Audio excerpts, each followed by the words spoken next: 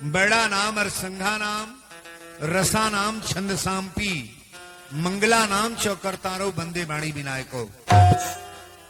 और मानस की पहली कथा मैंने बताया, राम कवन मैं पूछूं तो ही, कहिए बुझाई कृपा निधि मोही।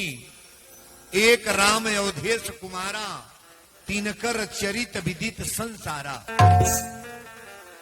श्री भरद्वाज जी महाराज याज्ञवल्क्य जी से पूछ रहे हैं कि राम कौन है, बताने का प्रयास करें आप। कल मैंने कथा बताया था कि एक बार त्रेता जुग माही, कल कथा सुनावे के ले गए हैं।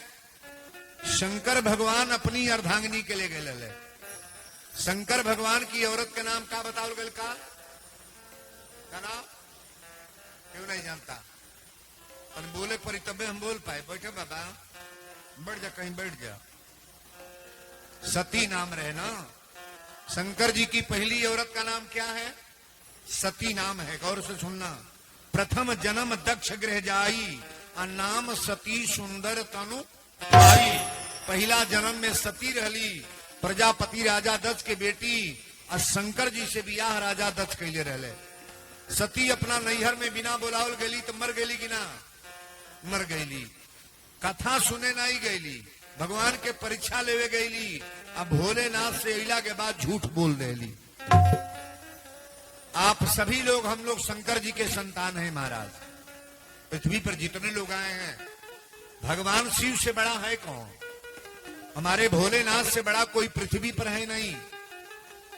जहां पर कृपा न करही पुरारी, सो न पावे मुनि भक्ति हमारी।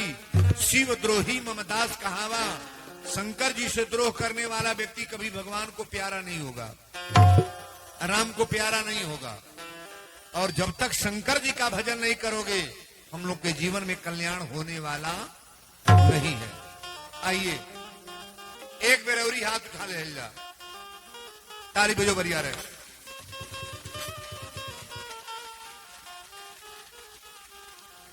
कि गोविंद मेरो है, गोपाल मेरो है, श्री बाके बिहारी,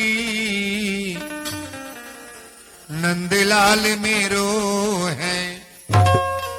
उठा करके ताली बजाएंगे। गोविंद मेरो है, गोपाल मेरो है,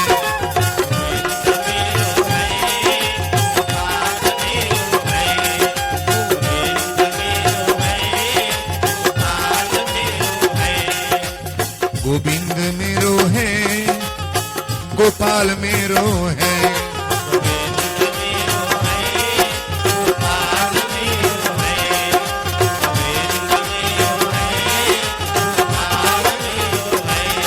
श्री बाके बिहारी, नंदलाल मेरो है।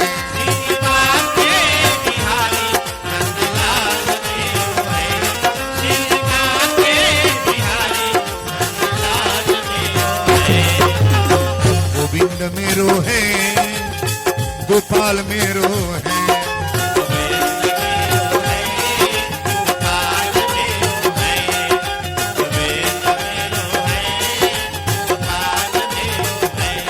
श्री राधा रमण गिरधारी, गिरधारी श्याम बनवारी।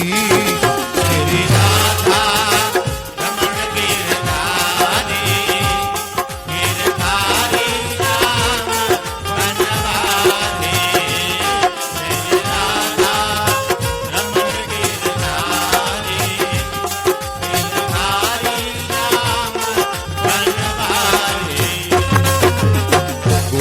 मेरो है, गोपाल मेरो है,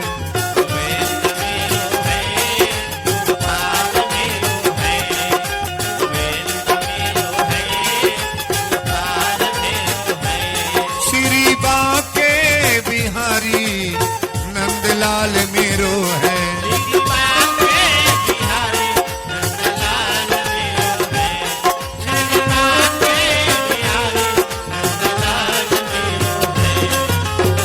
गोविंद मेरो है,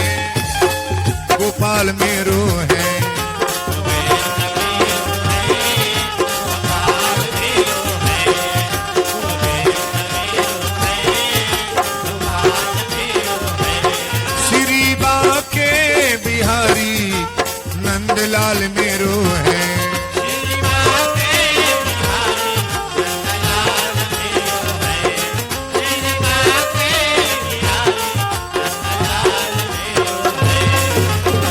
गोविंद मेरो है, गोपाल मेरो है।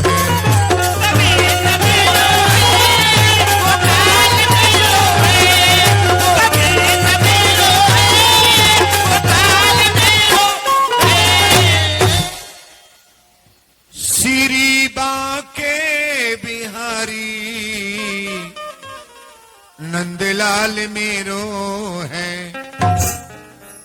बोल दी संवरिया सरकार की, राजा रामचंद्र की, हनुमंत लाल महाराज की। शांति बना करके अब कथा को श्रवण करें हम लोग। 3 गो पुस्तक हमारा दिमाग पर आवेला, और ये रामायण पुस्तक नहीं है, कोई किताब नहीं है, ये ग्रंथ है। रामचरितमानस की कथा जो सुन रहे हो आप ना, ये कोई पुस्तक किताब नहीं है। बड़ा ध्यान से सुनना। 3 गो धार्मिक ग्रंथ हमारा दिमाग पर आवेला।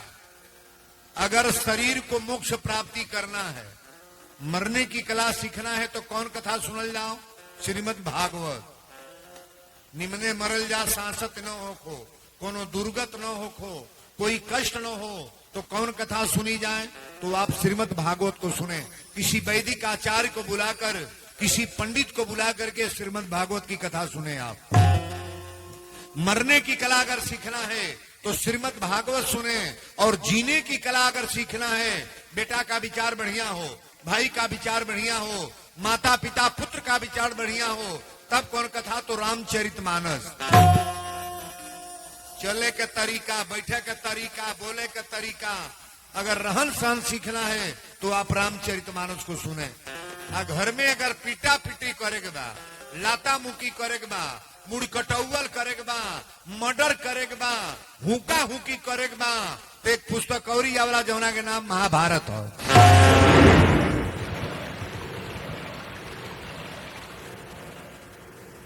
महाभारत में भाई भाई में मार भइल बा कि ना? बोली ना, नहीं भइल बा? भाई भाई में मर्डर हुआ कि नहीं? सुई के नोक बराबर जमीन के लिए फौजदारी हुआ है महाभारत में। अच्छा, तो जितना लोग जुटल बा बउलिया के, चाहे जौना टोला के, ईमानदारी से बोलिएगा, हमनी के घर घर में महाभारत चलता कि रामायण? बोला धाए धाए बोलो। घर घर में रामायण होता कि महाभारत? क्यों का हिम्मत नहीं है कोई दे वीरेंद्र बाबा हमारे घर रामायण होता। कथा है या बेटा बापे के इज्जत ना करता मारता तो महाभारत नहीं है। तो ये सासू का झोंटा पकड़ दिया, कुलकुल करत दिया, महाभारत नहीं है। देवराम जेठान में ताक तकौगल बोले चलना बा, महाभारत नहीं है। कहो मर्दे मेहरारू में बंटवारा बा, मर्द अलगे खाता, मेहरारू अलगे, ये होता कि ना? ये महाभारत है कि नहीं है? वीरेंद्र बाबा महाभारत करने के लिए नहीं आए हैं, हम रामायण की कथा बोलने आए हैं। रामचरितमानस की कथा अगर प्रेम से सुनोगे तो जीवन में कतई बदलाव होगा, ये मेरा गारंटी है। और 9 दिवसीय कथा है। आज दूसरे दिन का प्रवचन होने के लिए जा रहा है। कथा को बड़ा बारीकी से समझने का प्रयास करो आप। एक निवेदन और कर दी, सावन के महीने में ये कथा मेरी हो रही है। कौन महीना चलता?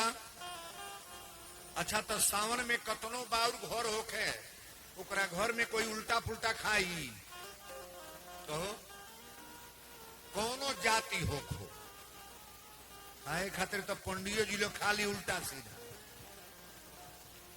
नहीं बुझाता। बुरा करने वाले को कोई रोकेगा नहीं, कोई नहीं रोकेगा। चंदन टीका लगाने के बाद, माला भेद पहनने के बाद आप जा करके गंदा काम करो, कोई रोकने जाएगा? लेकिन इसको भोगना तो है कि नहीं आपको? सावन के महीना में इतना काम नहीं होना चाहिए। सावन के महीने में, ए माता जी इधर आ जाओ बीच में। सावन के महीने में पहले समझ लो, मैं सावन का पक्ष बता रहा हूं। सावन का एक कम जब से चढ़े और पूर्णमासी तक, पूर्णिमा तक अपने घर में इतना काम न हो। सावन के महीना में कतई अपने घर में उल्टा सीधा जो खाने पीने वाले लोग हैं, कभी अपने जीवन में भविष्य में मंगाने का प्रयास न करो। इस सावन के महीने में मैं ऐसा खाऊंगा। अगर उल्टा सीधा प्रयोग हुआ तो आपको घर को बर्बाद करने में भोलेनाथ की देरी नहीं लगेगी। कम से कम 1 महीना तो बर्दाश्त करो ना। सावन के महीने में दारू पीने वाले भी लोग गौर करेंगे। मैं पीना मना नहीं करूंगा, लेकिन अपने को थोड़ा बर्दाश्त कर लोगी। 1 महीने में दारू नहीं पीऊंगा। मैं निवेदन करूंगा 1 महीना कम से कम व्रत रह जाओ। आप खाना मना थोड़ा कर रहे हैं आपको। एक कमी और है, सावन के महीने में जो माताएं बहनें हैं, सुबह स्नान करके 1 लोटा जल लेकर के, शंकर जी का स्थान है कि नहीं कहीं? अरे कहीं ना हो तो 4 को पत्थल मंगाओ ना। पत्थल समझ रहे हैं ना? पत्थल,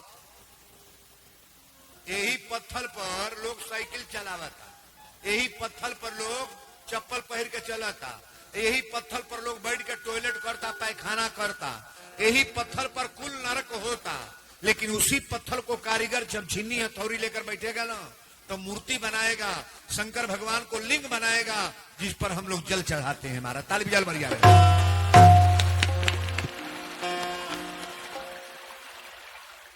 अच्छा, वो शिवलिंग की कीमत है कि नहीं है? नहीं है, नहीं है। अरे उस शिवलिंग की कीमत नहीं है। बेल का पात्र उस पर चढ़ाओ ना। हम बता रहे हैं आज सावन का महीना है और बड़ी अच्छी कथा है। सावन के महीने में एक बात,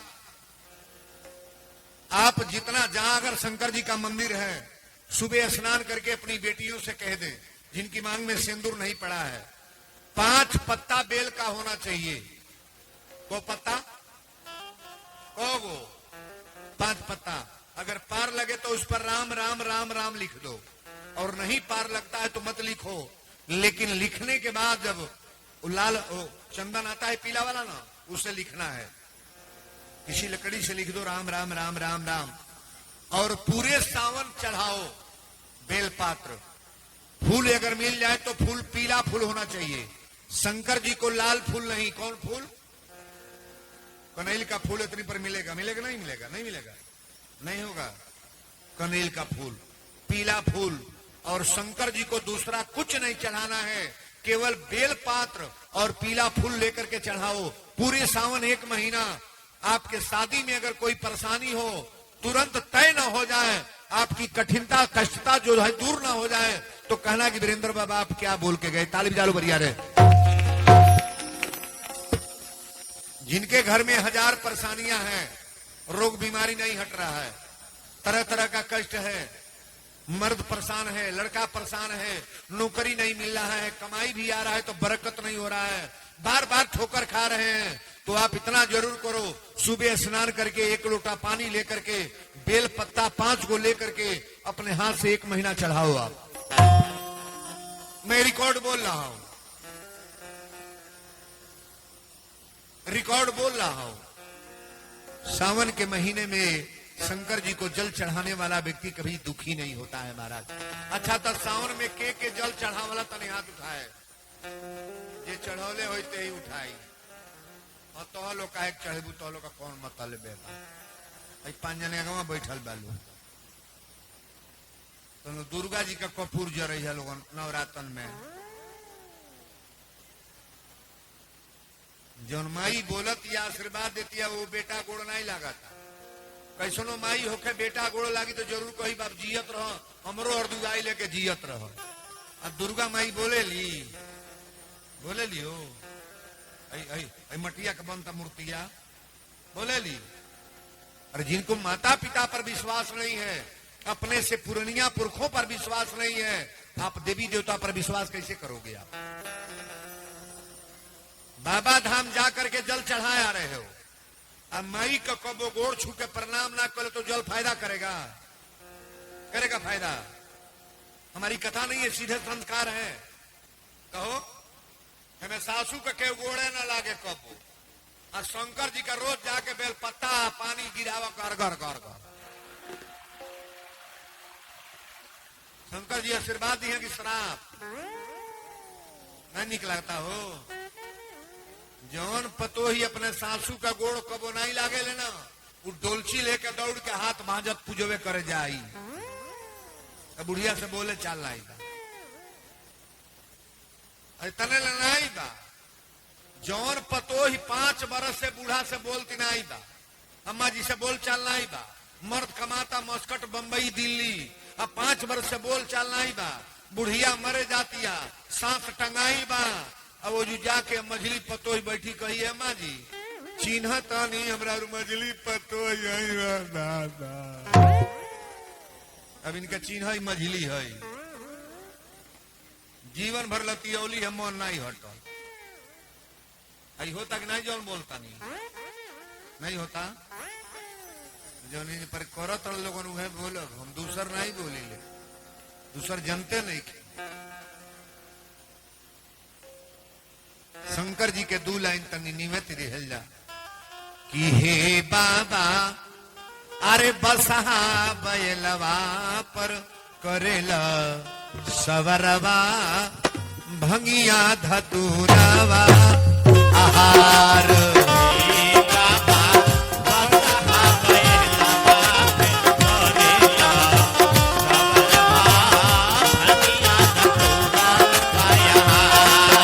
बोलो शंकर भगवान की।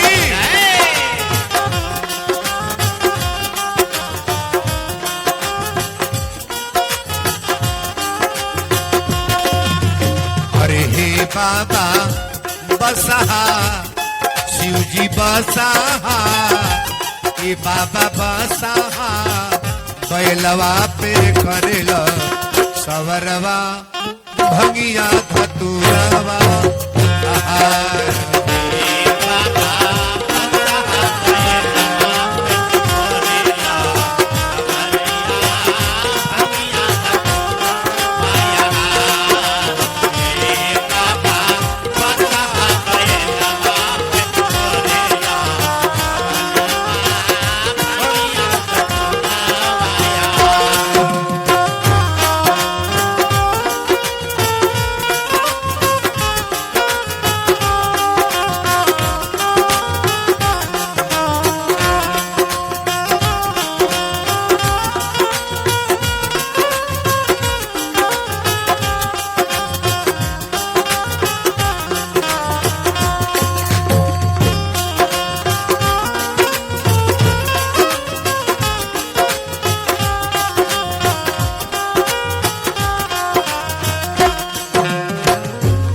में भभूति शोभे करे मृग छाला। बड़ा सुंदर भाव है। अंग में भभूति शोभे कमर मृग छाला, गरवा में सपवा के हार है। कमर मृग छाला,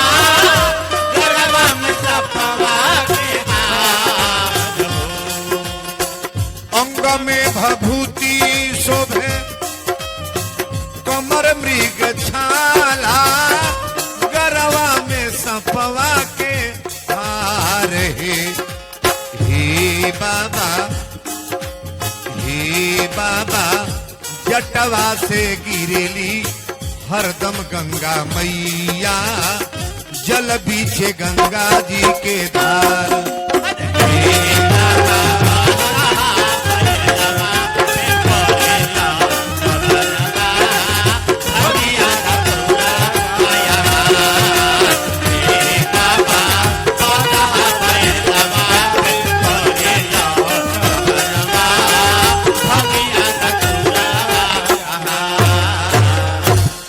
बोल दी शंकर भगवान की।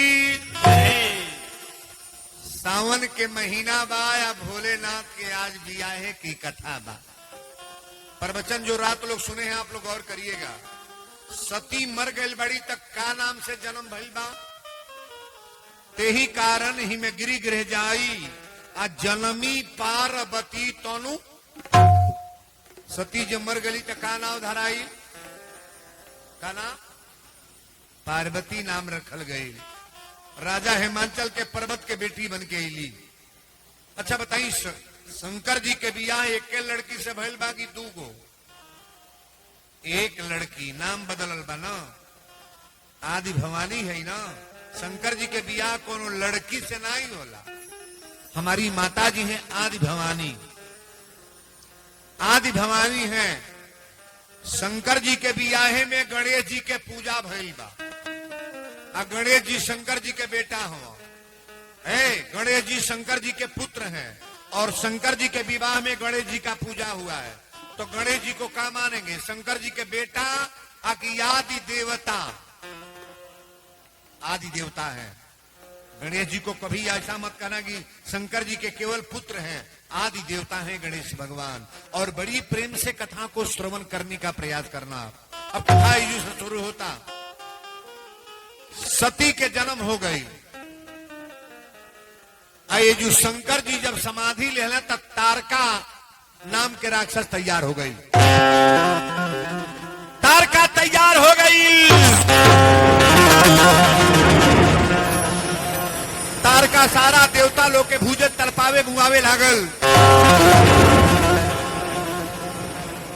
सारा देवता लोग बाबू गईले ब्रह्मा जी के दरबार में। ब्रह्मा जी पूछली का भइल? देवता लोग कहले सरकार सती जाके नैहर में मर गईली। अब बहुरहू आंख मुल्ले बने। पृथ्वी पर तारका नाम के राक्षस तैयार बा। हमनी के मुआवता भूजाता कैसे जियल जाई? ब्रह्मा जी कहली एगो कार कर लोगे, जाके पहले शंकर जी का ताकाव। शंकर जी के जब ताकावल जाई तो शंकर जी ताकब। और शंकर जी ताकब तब पार्वती से शादी हुई। अब पार्वती से शादी हुई तो कार्तिकेय के जन्म हुई। और कार्तिकेय के हाथ से तारका के बध लिखल बा। देवता लोग कहले दादा ये तो बड़ा विपत बा। शंकर जी का पहले ताकाई की। शंकर जी के जे ताकावेला जिये लगी मरेला। बोला ना तुरंत जई है। हमने के शिव चर्चा में का गावल जाला? अरे जागा जागा महादेव। बिना जानकारी की गीत मत गाओ। शंकर जी को जगाने के चक्कर में कभी मत पड़ो। जितने पढ़े लिखे लोग यहां बैठे हैं, शिव चर्चा आप लोग करते हो, ठीक है, बढ़िया है, मैं प्रसन्न हूं। लेकिन शिव चर्चा में ऐसा शब्द न बोलो कि भगवान शंकर जी को ठेस लग जाए। शंकर जी के जे तकौले बा जियल बा कि मरल बा, तुरंत खैला तो गइल। देवता लोग कहले बहुरहू ताकब कैसे? तब ब्रह्मा जी कहले पहले चल जा लोग कामदेव के लोग। कामदेव चाहिए तो शंकर जी धाए दे ताक दे।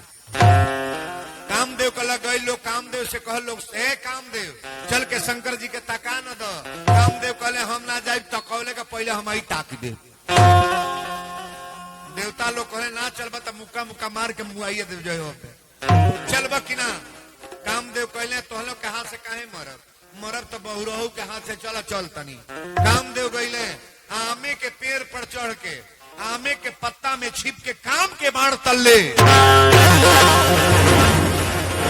एक बाण मरले शंकर जी के छाती पर।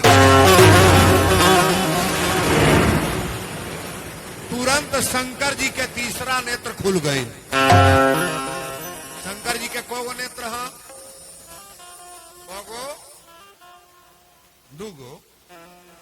हमनों के तीनिए गो बा। दूगो खुलल बा, एगो तकते ना बा। शंकर जी का 3 नेत्र है महाराज। हमारे भोलेनाथ का कौन नेत्र है? 3 गो। जब शंकर जी के छाती में बाण मरल के मारल? कामदेव। जेव मरले तो शंकर जी धाए दे तकले और सजी लाइट सारा लाइट एक के बार गई। कामदेव जर के मर गई। कामदेव जर के मर गई। कामदेव जब मर गई तब कामदेव के मेहरारू के नाम रति है। का नाम बा? हम रामायण से बोल रहे हैं, कहीं अलग से नहीं। रामचरितमानस चल रहा है। ऐसा न सोचना कि जो गांव में आप लोग शिव चर्चा करते हैं चाहे जो गाते बजाते हैं मैं वो बोल रहा हूं। नहीं, रामचरितमानस में जो लिखा चीज है मैं उसे बता रहा हूं। कामदेव के मेहरारू का नाम रति।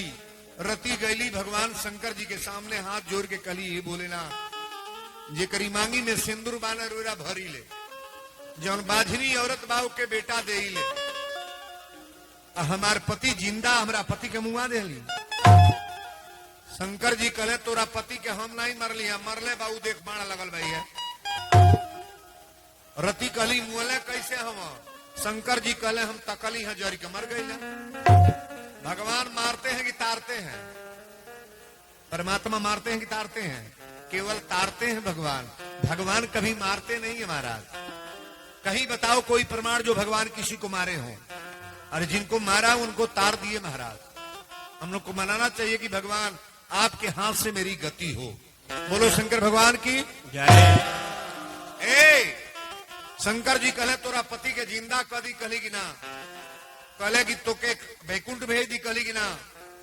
कहली कि एगो वरदान दे दी। शंकर जी कहले वरदान मांग ले।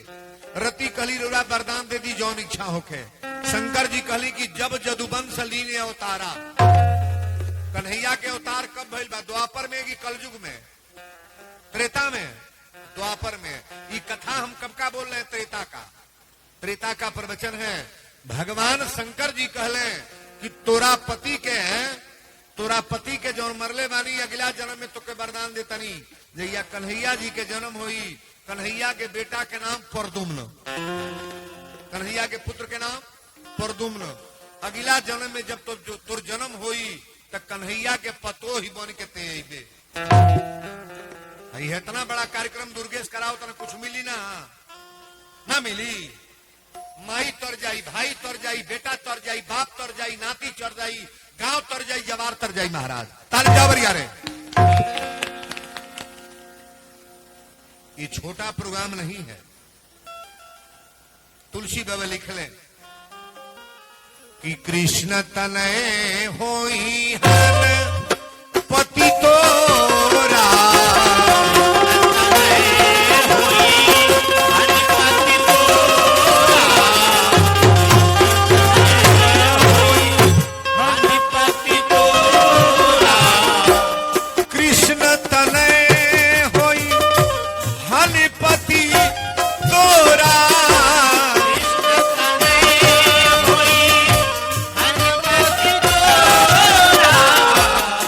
चलन हो ही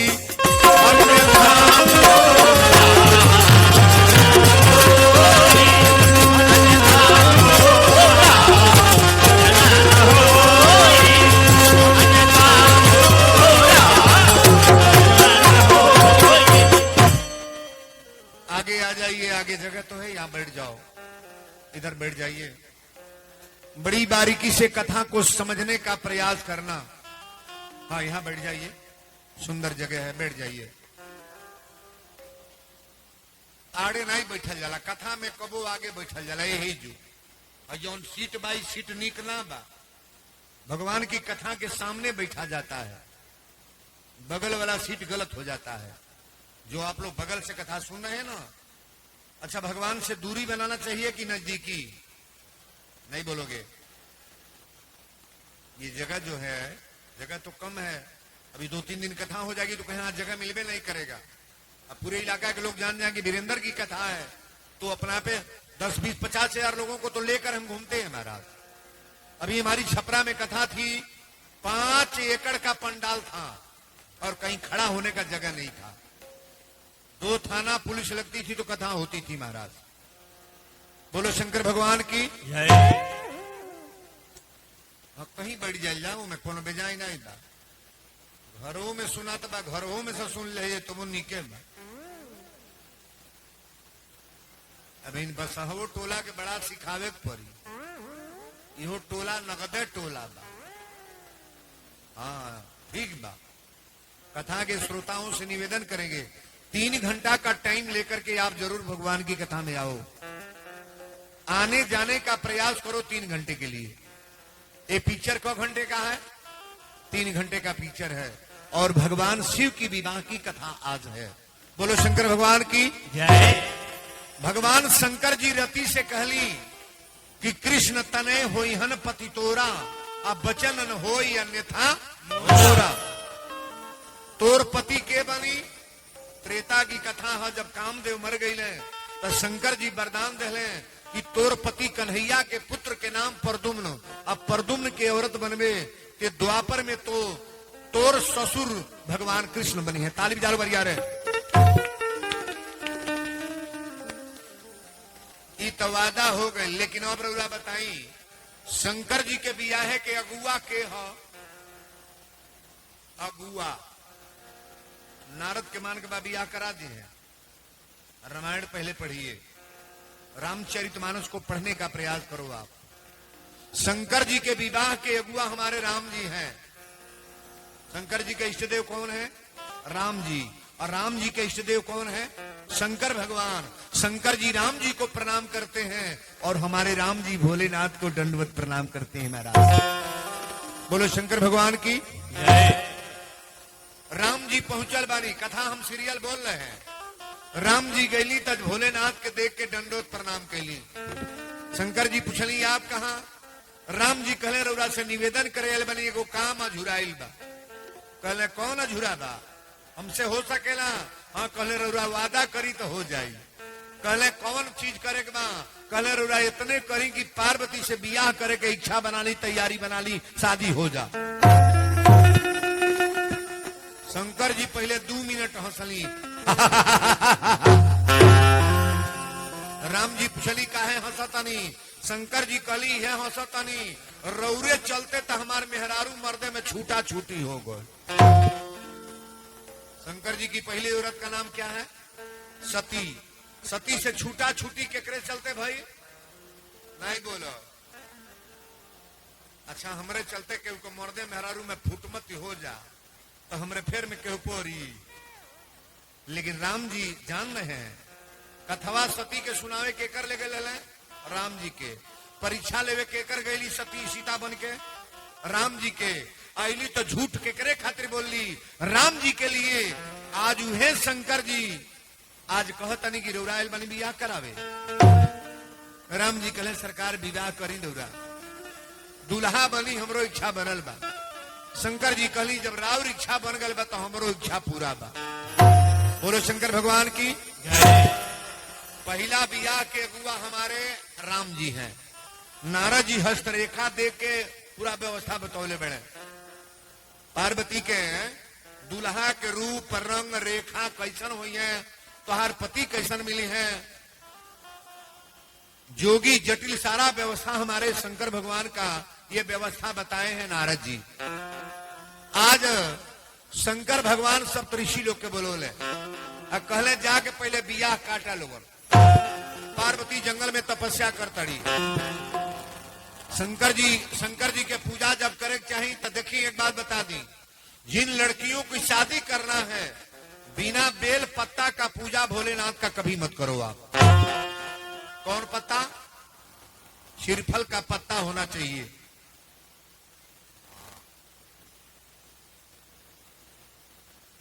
माई कैसन बात समझ ना पाता है ना, तब से अलग से नहीं यही तरह भरपूर लेता हूँ, खरखरात रहती है। देख ले कहां से बात। बोलो शंकर भगवान की। अब देखी कथा बदले जाता। सप्तऋषि लोग गईले, पार्वती मैया तपस्या करतड़ी। सप्तऋषि लोग कहले कि देवी अबो से बात मान लो, तोहरा लायक शंकर जी ना बरे। शंकर जी के न माई न बाप न घर न दुआर, कहाँ रहबू? भांग पी के बूत रहले, स्मशान घाट पर बैठे ले। लेकिन सती से सप्तऋषि लोग कहे लगले तो तुलसी बाबा लिखल है,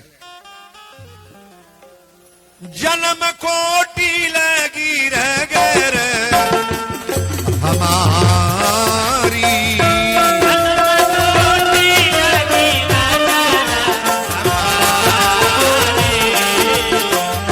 जन्म कोटि लगी रगर हमारी, बरऊ संभुलत रहबू कुंवारी।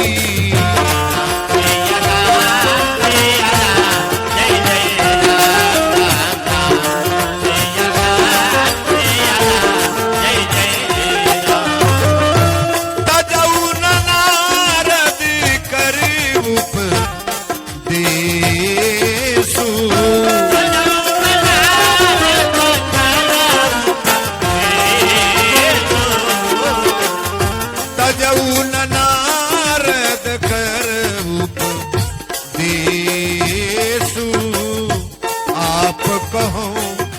सतबार महेशु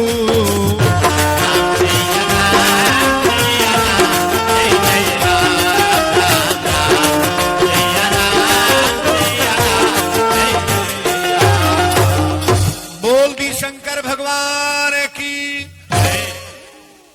देवता लोग कहले कि तोहरा लायक भोलेनाथ ना बनी।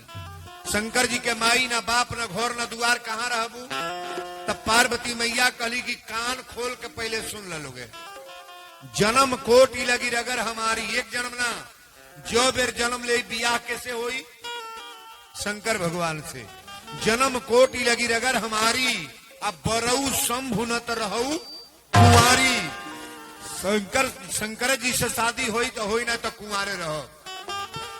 अरे हई लोग बतावे इतनी परमाई बाप के चलता कि लड़किन के, लड़की जो चाहेगी सो शादी होगा और कि माता पिता चाहेंगे सो।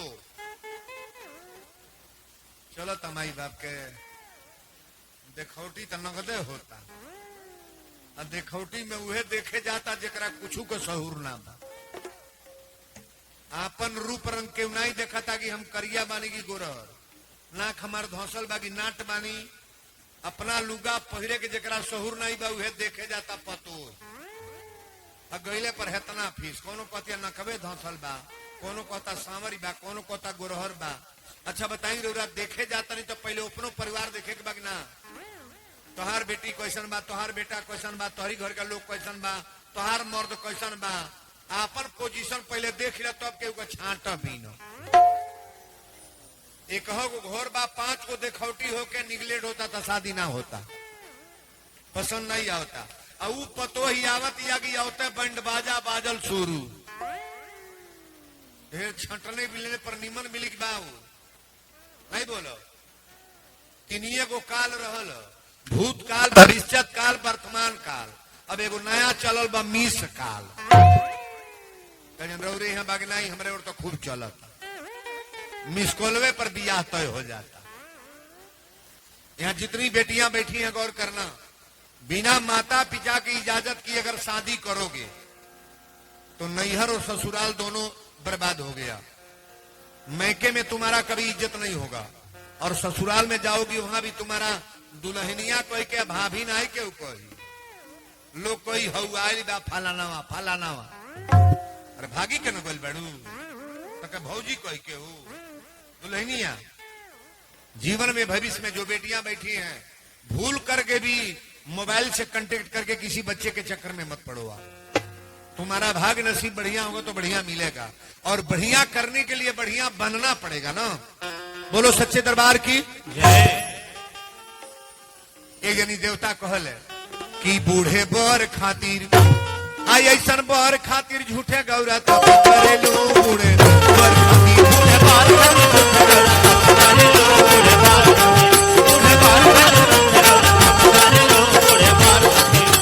रहे के घर बा दुआर नहीं बा, रहे के घर बा दुआर नहीं बा, रहे के घर बा दुआर नहीं बा। हम छोड़ी दूसर यार नहीं बा, हम छोड़ी दूसर यार नहीं बा, हम छोड़ी दूसर यार नहीं बा। बूढ़े बर खातिर ऐसन बर खातिर झूठे गौरा तो करेलू। बूढ़े बर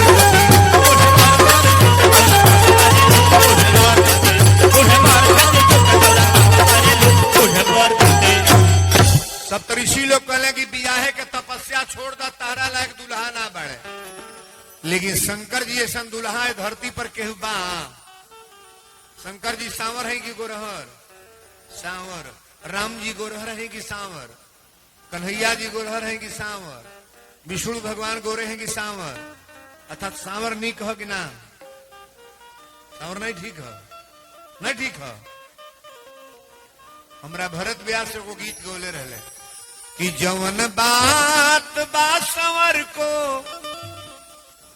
मैं उगोर का करी, जवन कई दिहे अनहार उ अजोर का करी।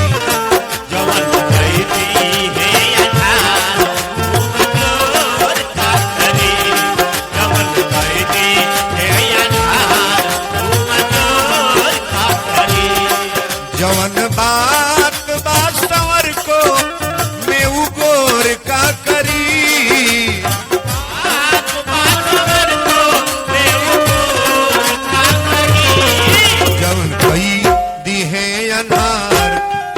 जोर का करी।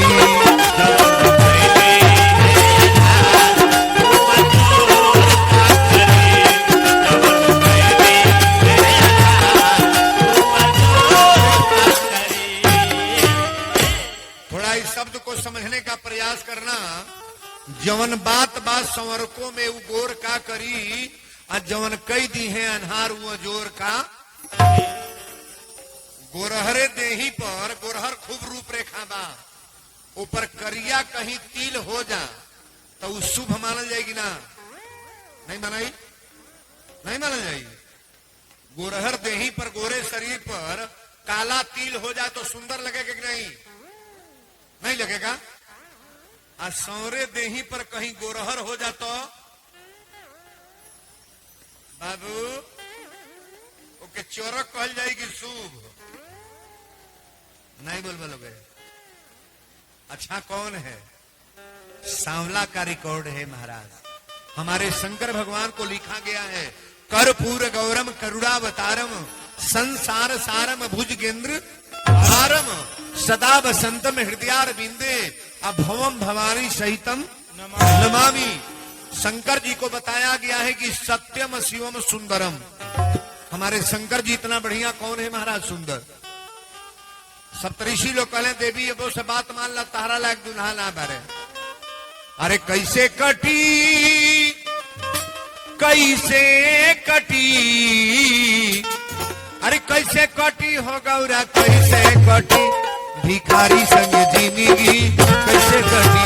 भिखारी संग जिंदगी कैसे कटी, भिखारी संग जिंदगी कैसे कटी, कैसे कटी कैसे कटी, कैसे कटी हो गौरा कैसे कटी, भिखारी संग जिंदगी कैसे कटी, भिखारी संग जिंदगी कैसे कटी।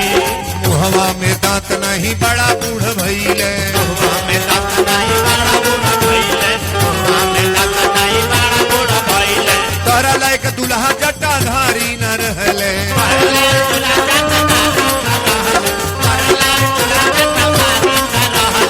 कैसे कटी कैसे कटी, अरे कैसे कटी हो गौरा कैसे, अरे भिखारी संग जिंदगी। शंकर जी के मनावे चाहिए भगवान दामाद बन के हमरा घर में आवा, बौरहू के कृपा हो जाइए, घर घर अगी स्वर्ग है। बोलो शंकर भगवान की जय। सप्तऋषि लोग आके कहले सरकार बियाह कटल ना, कहले का भइल ह? तो लड़की के तपस्या बात। कुछ दिन पार्वती मैया फल मूल खैली, कुछ दिन पत्ता चबा के रहली, अब हवा पी के जिया तड़ी, यही तरह ठठरी बचल बा, मरे मरे भइल बड़ी महाराज। शंकर जी कहले था तो नारद जी के ले लो, और सब सप्तऋषि लोग देवता लोग राजा हिमांचल के दरवाजा पर जा। मैना के दरवाजा पर गई लोग, मैना कली बाबा दंडवत बैठी का आसन लेके बड़ा सवेरे अली। नारद जी कहले रोरा बेटी के बियाह तय हो गए। मैना कली कौने जगह? कहले कैलाश पर्वत पर मकान बा। मैना कली कौने चीज का घर बा? नारद जी कहले 5 मंजिला कोठी बा, 5 गो घर बा। अब ये जो नारद जी चापा तड़ 5 मंजिला मकान बा। मैना कली अच्छा तो मकान बा बढ़िया बा, खेत कितना बा? कहले 500 एकड़ खेती बा। मैना कली 500 एकड़ खेती आता हो। मैना कली अच्छा तो दुल्हा के उम्र कितना बा? नारद जी कहले 16 वर्ष के बारी। शंकर जी 16 वर्ष के हैं। शंकर जी हमारे अविनाशी हैं, कभी बुजुर्ग होते हैं। शंकर जी का जितना फोटो आप कारीगर बनाते हैं ना, सब बुढ़वे बनाते हैं। आप ईमानदारी से बोलिएगा, शंकर जी कभी बुजुर्ग होते हैं, हमारे राम जी कभी बुजुर्ग होंगे, कन्हैया जी बुजुर्ग होंगे। ये बूढ़ होने वाले नहीं है। हम लोग पुरनिया होते हैं, पैदा होते हैं, मरते हैं, जीते हैं, पैदा होते हैं, लेकिन भगवान तो अविनाशी है।